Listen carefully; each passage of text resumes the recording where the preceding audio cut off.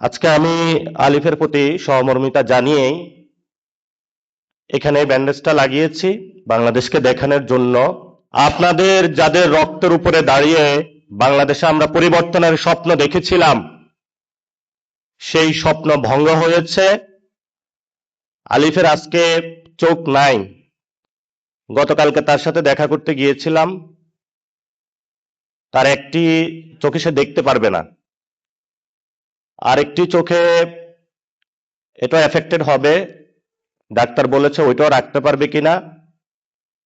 তার মা বাবা খুবই অসুস্থ, ফ্যামিলিতে আরেকটা ভাই আছে। ও বারবার একটা কথা বলে যে আমাদের বাক স্বাধীনতা হরণ করা যাবে না।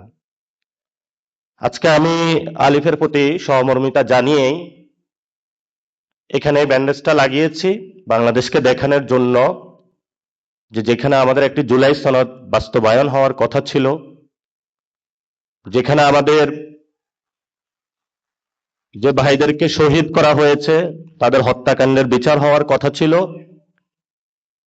যাদের হাত কেড়ে নেওয়া হয়েছে, পা কেড়ে নেওয়া হয়েছে, চোখ কেড়ে নেওয়া হয়েছে, সেই মানুষগুলোর সুচিকিৎসার হওয়ার কথা ছিল, যে ফ্যামিলিগুলো ক্ষতিগ্রস্ত হয়েছে তাদের ক্ষতিপূরণ পাওয়ার কথা ছিল, যেখানে একটা ইউনিটির কথা ছিল, সেখানে অনেকেই পকেটে নিয়ে টাকা নিয়ে হাঁটছে যে জুলাই শহীদ ফ্যামিলি বা আহতদেরকে টাকা দিয়ে ক্রয় করবে। কিন্তু আল্লাহর কি অশেষ লীলা খেলা, বাংলাদেশের শহীদ ফ্যামিলি এবং আহত যারা আছেন তাদের মন এত শক্ত এবং এত পবিত্র যে দুনিয়ার চার তারা নিয়ে আসলে এবং যত টাকা নিয়ে আসিস তাদেরকে কেউ ক্রয় করতে পারবে না বাংলাদেশে, ইনশাআল্লাহ। আপনারা জানেন আমাদের 2026-এ এসে যে লড়াইটি, এক নাম্বার হলো বাংলাদেশের 70% মানুষ রায় দিয়েছে যে গণভোটের, সেখানে আমরা দেখেছি যে জুলাই সনদ বাস্তবায়নের পক্ষে। সেটা যিনি প্রধানমন্ত্রী হয়েছেন উনি 2টা ভোটে প্রধানমন্ত্রী হয়েছেন, একটা ভোটে নয়। ফলত একটা ভোট মানবেন, আরেকটা ভোট যদি না মানেন তাহলে আমরা ভবিষ্যতে আপনাকে অবৈধ প্রধানমন্ত্রী বলবো।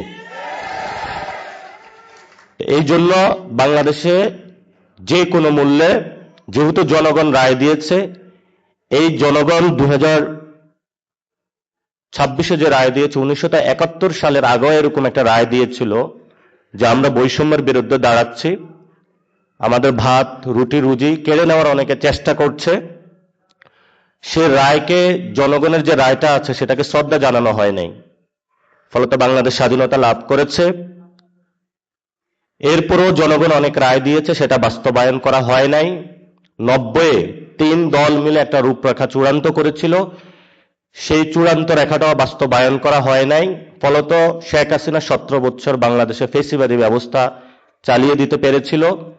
এবং সেখানের 90-এর যে আন্দোলনটা হয়েছিল, যদি 3 দলীয় রূপরেখাটা বাস্তবায়ন করা হতো তাহলে শেখ হাসিনা 17 বছর থাকতে পারত না, এবং আমাদের 1400 ভাইও শহীদ হইত না, অসংখ্য মানুষের হাত পা চলে যেত না। এবং অবশ্যই বাংলাদেশে যেহেতু জনগণ 70% জুলাই সনদের পক্ষে রায় জানিয়েছে, আমরা তারেক রহমানকে বলবো জনগণের রায়ের প্রতি শ্রদ্ধা পোষণ করুন এবং জনগণের ভিত্তির উপরে দাঁড়িয়ে রাজনীতি করুন।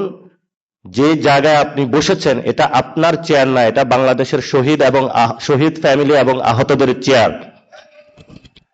সেই চেয়ার দ্বারা যদি তাদের গণভোটের রায় বাস্তবায়ন না হয় তাহলে যারা শহীদ ফ্যামিলি এবং আহতরা সেই চেয়ার আপনার থেকে কেড়ে নেবে ভবিষ্যতে বাংলাদেশে।